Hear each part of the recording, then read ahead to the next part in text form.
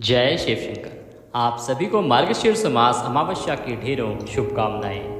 हम बात करेंगे कि मार्गशीर्ष मास की जो अमावस्या है, अगैन महीने की अमावस्या किस दिन है, शनिवार को या इतवार अर्थात रविवार को, 30 नवंबर को या 1 दिसंबर को, सूर्य के मुख से कब है, कब आरंभ हो रही है, कब दान पुण्य का काम करना चाहिए और महत्वपूर्ण बात की नियम क्या है। क्योंकि अमावस्या के दिन ना हमारी माताएं बहनें कुछ गलती कर बैठती हैं, क्योंकि महिलाओं के लिए इसके नियम बहुत अधिक मायने रखते हैं और उन गलतियों के कारण उनके पितृ नाराज हो जाते हैं, कुंडली में पितृदोष लग जाता है, परिवार में पितृदोष आ जाता है, जिसके कारण परिवार में पति पत्नी के बीच अनबन कलह की स्थिति, कलेश की स्थिति पैदा हो जाती है। बहुत परिवारों में आपने देखा होगा कि दाम्पत्य जीवन जो है वो खराब हो जाता है, पति पत्नी की बनती नहीं है, बात बात पे चिड़चिड़ाहट। वो जो चिड़चिड़ाहट है ना, उसके कारण जो है वो पितृदोष भी हो सकता है। इसीलिए अमावस्या के दिन महिलाओं को क्या कार्य नहीं करने चाहिए, क्या विशेष सावधानी बरतनी चाहिए। देखिए, नियम बहुत होते हैं, लेकिन कुछ होते हैं मूल नियम जिनको कि मानना ही चाहिए। सभी नियमों को नहीं माने तो चलता है, पर कुछ नियम होते हैं जिनको मानना ही चाहिए। ऐसे ही 4 नियम आपको बताए जाएंगे जिनको अवश्य रूप से आपको मानना चाहिए। कैसे आप पितृ पूजा करें और अगर आप व्रत करते हैं अमावस्या का तो व्रत किस प्रकार से कर सकते हैं, ये संपूर्ण जानकारी आपको प्रदान की जाएगी इस वीडियो के माध्यम से। आप देख रहे हैं देवभूमि ज्योतिष संस्थान का यूट्यूब चैनल देवभूमि धार्मिक। विशेष सवाल जो कि हमारी टीम ने देखा है कि बहुत सारे लोग पूछते हैं कि क्या पति पत्नी को भी सहवास नहीं करना चाहिए अमावस्या आदि कुछ तिथियों पे। इस पे हमने पहले भी आपको एक वीडियो बना के दिया है, शास्त्र क्या कहते हैं इसके बारे में। इस पे भी हम चर्चा करेंगे, इसका भी जवाब देंगे कि आपको किस प्रकार से इस दिन पति पत्नी को रहना चाहिए। जानकारी आरंभ करें उससे पहले निवेदन है कि पितरों की प्रसन्नता या भगवान शंकर की कृपा प्राप्त करने के लिए अवश्य ही या तो कमेंट बॉक्स में लिखें या जयकारा लगाएं, जय शिव शंकर, ओम नमः शिवाय, जय पितृदेव। ऐसा लिखने से भगवान का आशीर्वाद आपको प्राप्त होता है। अगर वैज्ञानिक दृष्टि से भी देखें तो विज्ञान ये मानता है कि जब भगवान का मंत्र या नाम लिखा जाता है तो उससे एक ऊर्जा उत्पन्न होती है जो आपके जीवन में सकारात्मक परिवर्तन लेके आती है। इसीलिए आपके जीवन को रोशन करने के लिए और खुशियाँ लाने के लिए अवश्य लिखें जय शिव शंकर, ओम नमः शिवाय या जय पितृदेव। भगवान शंकर और आपके पितरों का आशीर्वाद आपको अवश्य ही प्राप्त होगा। बात करते हैं आने वाली अमावस्या मार्गशीर्ष अमावस्या की। मार्गशीर्ष मास की जो अमावस्या है इसे दर्श अमावस्या भी कहा जाता है। इस अमावस्या के दिन विशेष रूप से गंगा स्नान का बहुत अधिक फल है। गंगा स्नान अगर आप ना कर पाएँ तो आप घर पर भी गंगा स्नान का पर्व ले सकते हैं। वो किस प्रकार से कि सुबह उठने के बाद जब आप स्नान आदि करें तो जो नहाने का पानी है ना, उसमें थोड़ा सा गंगा जल मिला लीजिए और जब आप स्नान करें अर्थात जब आप शरीर पे पानी डालें तो हर हर गंगे इस प्रकार से कम 11 बार बोलिए। आपको अवश्य ही गंगा स्नान का फल प्राप्त होता है और ये बहुत ही कल्याणकारी भी होता है, क्योंकि सभी के लिए संभव नहीं है कि आप अमावस्या पर या प्रत्येक अमावस्या पर गंगा स्नान के लिए जाए। तो आप इस नियम को बना लें, देखिए आपके जीवन में बहुत ही कल्याणकारी परिवर्तन आने लगेगा। अब बात कर लेते हैं कि पूजा किस प्रकार से करनी है अमावस्या के दिन। यदि आप व्रत करते हैं तो क्या नियम रहेंगे, कैसे आपको व्रत करना है। यदि पितरों का तर्पण आदि करते हैं तो कैसे करना है। सबसे पहले व्रत के नियम से आरंभ करेंगे और उसके बाद पितरों के तर्पण तक आगे चलेंगे। उठने के बाद, स्नान करने के बाद आप आपका जो पूजा स्थल है उसकी साफ सफाई करें। अगर आप व्रत कर रहे हैं तो व्रत में पूजा होती है इस दिन भगवान शंकर, माता पार्वती और गणेश जी की। उनकी पूजा के निमित्त आपके पास उनकी तस्वीर होनी चाहिए, कोई प्रतिमा या मूर्ति होनी चाहिए। एक लोटे में जल लीजिए, उसमें थोड़ा गंगा जल मिला लीजिए। रौली होनी चाहिए, मौली होनी चाहिए, थोड़े से अक्षत, चावल होने चाहिए, पुष्प होने चाहिए, फूलों की माला है तो उत्तम है, और धूप तथा दीप आपके पास होना चाहिए, और कुछ मिठाई मीठे में जो भी आपके लिए उपलब्ध हो सके वह उपलब्ध रखिए। इस सामग्री के साथ आप पूजा करेंगे। स्थान पर बैठ जाएं। स्थान पर बैठने के बाद अगर आपके मंदिर में पहले से ही भगवान शंकर, माता पार्वती, गणेश जी विराजमान है तो अति उत्तम है। अगर नहीं है तो आप कोई तस्वीर लीजिए, उनको पहले स्थापित कीजिए। स्थापन मंदिर में कर सकते हैं, आप चाहें तो किसी लकड़ी की चौकी पे कर सकते हैं, और वो भी नहीं है तो आप ज़मीन पे भी कर सकते हैं, कोई दोष नहीं है। क्योंकि जैसी आपके पास सुविधा होगी वैसे ही तो पूजा करेंगे ना आप। ऐसा नहीं है कि सुविधा नहीं है और आप बड़ा सिंहासन ही लेके आए। भगवान ऐसी कभी कामना भी नहीं करते किसी से।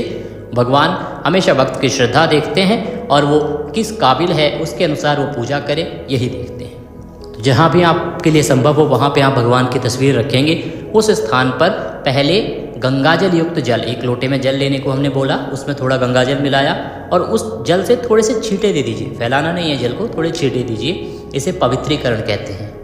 पवित्रीकरण के बाद अब भगवान को आसन देना होता है। तो आपके पास थोड़े फूल होंगे, पुष्प, तो पुष्प जो हैं उनको थोड़ा सा बिखरा दीजिए उस स्थान पर। ये भगवान के लिए आपने आसन प्रदान किया है। अब उसके ऊपर आप भगवान की तस्वीर, प्रतिमा जो भी आपके पास है उसको रख दीजिए। पूजा आरंभ करते हैं। सबसे पहले अपने हाथ धो लीजिए। अब हस्तो प्रक्षालनम, सर्वप्रथम अब संकल्प लिया जाएगा, उसके बाद आगे का कार्यक्रम आपको बताया जाएगा। संकल्प लेने के लिए सीधे हाथ में जल लीजिए। दक्षिणा के रूप में 1 रुपये का सिक्का कम से कम रखिए और 3 बार बोलिए ओम श्री विष्णु, ओम श्री विष्णु, ओम श्री विष्णु। अपना नाम, अपना गोत्र, जिस स्थान पर आप बैठ के संकल्प कर रहे हैं वहाँ का मकान नंबर, क्षेत्र का नाम, शहर का नाम, मार्गशीर्ष मास से अमावस्यायाम पुण्यतिथियों, अमुक वासरे, जो भी वार है वह बोलिए। प्रभु आज के दिन हम अमावस्या व्रत पूजन करने का संकल्प करते हैं, इसको हम सफलतापूर्वक कर पाएँ, इतनी शक्ति हमें दें और इसे स्वीकार करें। वह संकल्प भगवान के चरणों में छोड़ दीजिए, भगवान को प्रणाम कीजिए। अब हम भगवान की पूजा आरंभ करेंगे। पूजा आरंभ करने के लिए आपने कभी भी देखा होगा, जब आपने पूजा कराई होगी उसी विधि से हम पूजा कराएंगे। अंतर सिर्फ इतना होगा कि वहाँ हम मंत्र भी साथ में बोलते हैं, पंडित जी होते हैं इसलिए, या हम बैठे होते हैं तो मंत्र बोलते हैं। सामान्य जन के लिए मंत्र बोलना संभव नहीं है, इसीलिए विधि वही रहेगी। मंत्र के स्थान पे आप क्या कर सकते हैं वो बताएंगे। और ये जो बताने जा रहे हैं ये शास्त्रोक्त जानकारी है, शास्त्रों में वर्णन है इसका, कि सामान्य जन इस प्रकार से यदि पूजन करता है तो उसका वही फल है जो किसी ब्राह्मण को बुला के, किसी पंडित जी को बुला के पूजा करवाने से मिलता है। आइए बढ़ते हैं आगे। सबसे पहले भगवान को पाद्य अर्घ आचमनी प्रदान किया जाता है। तो 3 बार जल से छींटे दीजिए, जो गंगा जल मिला हुआ जल है ना लोटे में, उससे 3 बार छींटे दीजिए। साफ वस्त्र से पोंछ दीजिए।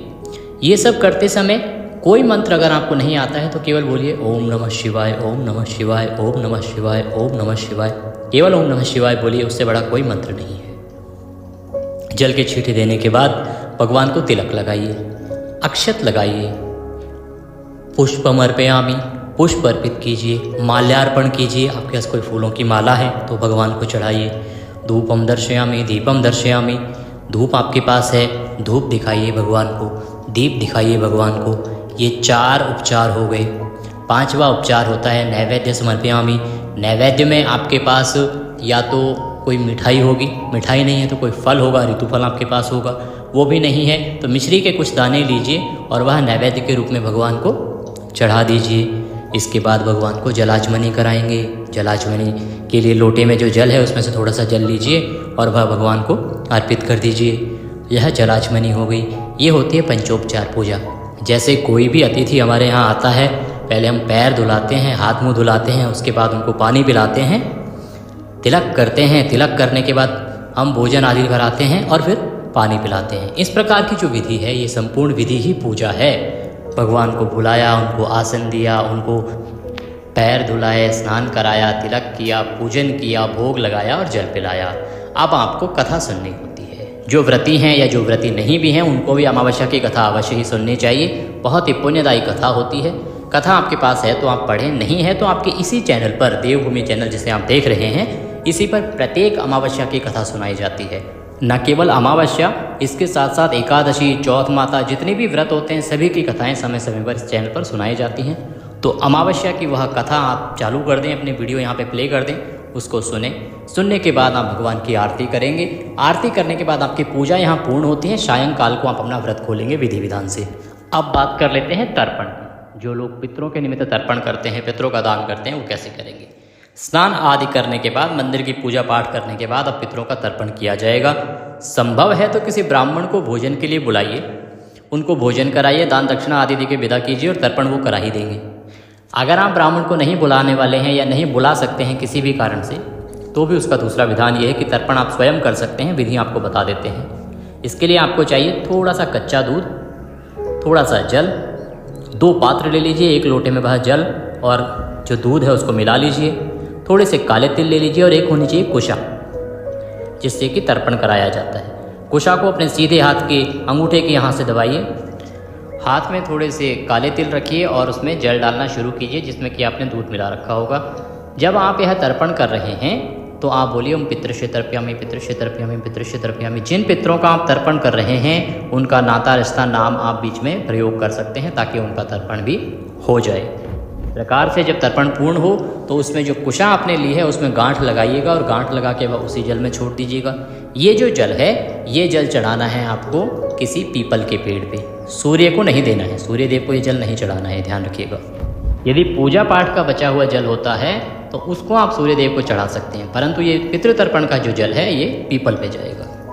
ये हो गया आपका तर्पण। अब इसके बाद आपको दान अवश्य करना चाहिए। दान के रूप में किसी ब्राह्मण को आप भोजन कराएं, भोजन नहीं करा रहे हैं तो दूध का पैकेट ले लीजिए, उसके साथ दक्षिणा रख के दे दीजिए, या बिस्किट फल आदि कुछ भी ले सकते हैं, उसमें दक्षिणा रख के किसी योग्य ब्राह्मण को दान दीजिए। पितरों का दान योग्य ब्राह्मण को ही दिया जाना चाहिए, तभी आपको पुण्यफल मिलता है और पितरों के निमित्त में लगता है। लेकिन जब दान करें ना आप तो उसका भी संकल्प अवश्य करें ताकि वह पुण्यफल आपके पितरों को मिले, उसकी तृप्ति आपके पितरों को मिले।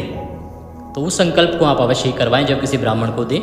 तो संकल्प की विधि यही रहेगी। अंत में जहाँ आपने बोला है ना कि आप व्रत और पूजन करने का संकल्प करते हैं, उस स्थान पर आप बोलेंगे कि अमुक पितर के लिए अमुक वस्तुएं दान करने का संकल्प करते हैं। ये दान आपको करना चाहिए। आप बात करेंगे कुछ नियमों की, जो नियम आपको अवश्य ही मानने ही चाहिए। विशेष रूप से महिलाओं से संबंधित वो नियम है, उनका भी उनको पालन करना चाहिए।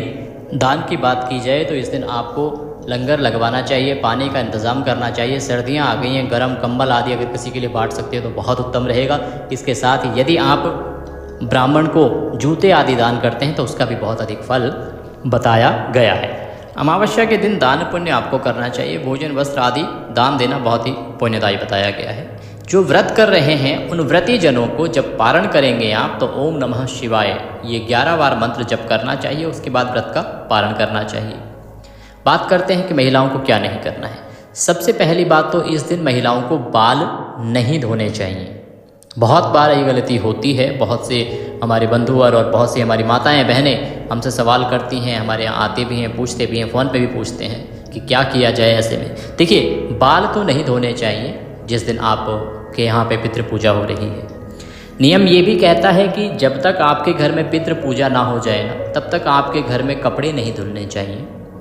यहाँ तक कि आपके सुबह के स्नान के जो कपड़े हैं वो भी वहीं रहने चाहिए जब तक कि पितरों की पूजा ना करते। पितरों का तर्पण आदि करने के बाद, पितरों की पूजा करने के बाद ही आप यह सब कार्य करेंगे। इससे पहले आपको कपड़े आदि नहीं धोने चाहिए, नहीं तो बहुत ही अशुभकारी परिणाम इसमें देखने को मिलते हैं। जो माताएं बहनें तुलसी पर जल चढ़ाने का नियम रखती हैं उनको अमावस्या के दिन तुलसी पर जल नहीं चढ़ाना चाहिए। अमावस्या के दिन तुलसी को नहीं छूना चाहिए। भोजन में विशेष सावधानी बरतनी चाहिए। सबसे पहले जब आप भोजन बना रही हैं ना तो पितरों के लिए ही भोजन बनेगा। पहला तो ये होता है कि जब आप पितृ पूजा के लिए भोजन बना रहे हैं तो पहले पितरों की पूजा होगी, उसके बाद ही बाकी लोगों के लिए भोजन बनेगा। यदि आप कुछ कच्चा निकालने वाले हैं तो पहले पितरों का निकाल दीजिए, उसके बाद ही आपके घर में चूल्हा जलना चाहिए। चूल्हा जलेगा तो या तो पितरों के निमित्त जो भोजन बना रहे हैं, किसी ब्राह्मण को आपने बुलाना है निमंत्रण के लिए तो उसके निमित्त भोजन बनाना है, उसके लिए जलेगा।